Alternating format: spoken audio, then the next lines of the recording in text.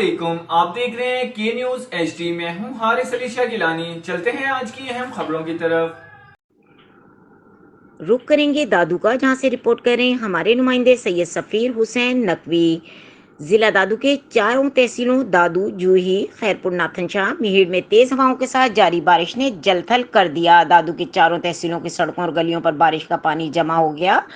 بارش کے باعث دادو کی تحصیل دادو، جوہی، میہڑ، خیرپور ناتھن شاہ کے نشیبی علاقے زیر آب آ گئے، جبکہ بارش نے میونسپل انتظامیہ کی کارکردگی کے پول بھی کھول دیے، جبکہ بارش پڑتے ہی سیپکو کے 40 سے زائد فیڈر ٹرپ کر گئے۔ فیڈر ٹرپ ہونے کے باعث ضلع بھر کے شہر اور دیہات میں بجلی کی سپلائی معطل۔ دوسری جانب بارش کا سلسلہ شروع ہوتے ہی گیس سپلائی بھی معطل۔